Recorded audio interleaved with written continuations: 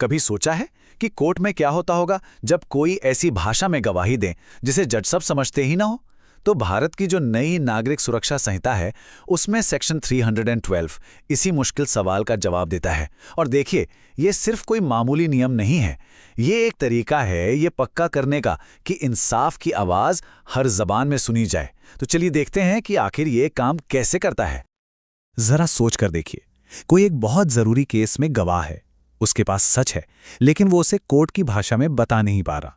तो क्या होगा? क्या उसकी कहानी कहीं गुम हो जाएगी? क्या इंसाफ अधूरा रह जाएगा?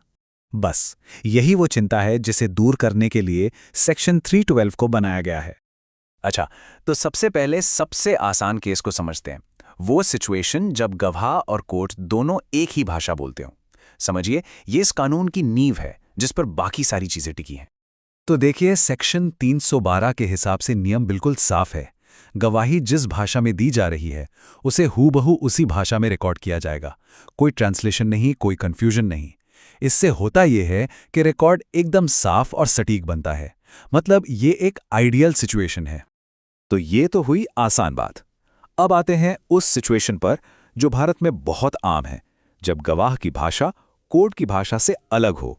अब यहीं पर यह कानून हमारी भाषाई विविधता की जो चुनौती है उसका सामना करता है। तो ऐसे में कोर्ट करता क्या है? देखिए, पहला कदम तो यह है कि गवाही को उसकी ओरिजिनल भाषा में ही रिकॉर्ड करने की कोशिश की जाए। अगर मान लीजिए ये मुमकिन नहीं है, तो फिर एक ट्रांसलेटर आता है, वो उसे कोर्ट की भाषा में ट्रांसलेट करता है। लेकिन यहाँ एक बहुत ज़रूरी स्टेप है।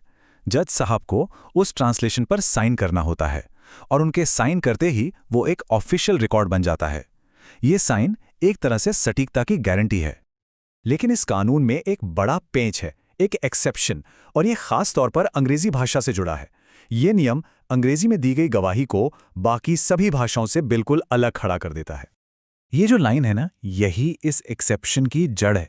कानून ये कहता है कि अगर गवाही अंग्रेजी में है तो कोर्ट चाहे तो ट्रांसलेशन की जरूरत को खत्म कर सकती है। ये एक बहुत बड़ी छूट है जो किसी और भारतीय भाषा को नहीं मिली है।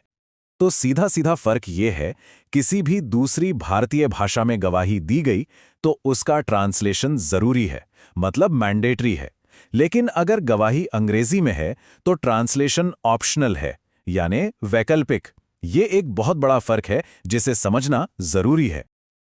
लेकिन रुकिए, इसमें भी एक जरूरी शर्त है। कोर्ट ऐसा तभी कर सकती है जब दोनों पक्ष, मतलब प्रोसिक्यूशन और डिफेंस, दोनों इस बात पे राजी हों। अगर किसी एक पार्टी ने भी ट्रांसलेशन मांग लिया तो फिर कोर्ट को वो देना ही पड़ेगा। ये एक तरह से दोनों पक्षों को बराबर का अधिकार देता है।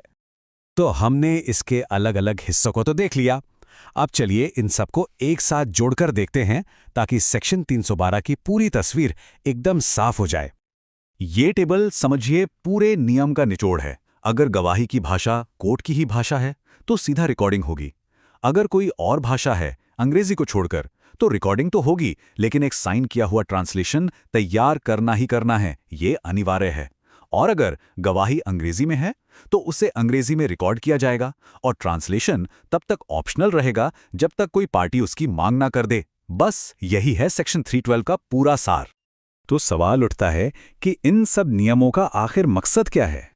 देखिए, ये सिर्फ कोई कागजी कार्रवाई नहीं है, ये सीधे सीधे इंसाफ के एक बुनियादी सिद्धांत से जुड़ा हुआ है। और वो सिद्धांत है ये पक्का करना कि हर आवाज सुनी जाए और सही तरीके से समझी जाए, चाहे भाषा कोई भी हो। इस कानून के कई बड़े मकसद हैं। 1, ये कोर्ट के रिकॉर्ड की सटीकता को पक्का करता है। 2, ये सुनिश्चित करता है कि केस से जुड़ा हर व्यक्ति सबूत को समझ सके। 3, ये हमारे देश की जो बहुभाषी सच्चाई है उसे स्वीकार करता है। और आखिर में ये हमारे पूरे जस्टिस सिस्टम को और ज्यादा निष्पक्ष और ज्यादा फेयर बनाता है। और आखिर में ये हमें एक बहुत गहरे सवाल के साथ छोड़ जाता है। कहते हैं ना कि इंसाफ सिर्फ होना नहीं चाहिए बल्कि होते हुए दिखना भी चाहिए, पर क्या उसे सही से सुना नहीं जाना चाहिए? सेक्शन 312 इसी बात को पक्का करता है कि भाषा इंसाफ के रास्ते में कोई दीवार न बने और हर आवाज को वो इज्जत और वो स्पष्टता मिले जिसकी वो हकदार है। तो ये सिर्फ एक कानून नहीं है, ये एक निष्पक्ष सुनवाई का वादा है।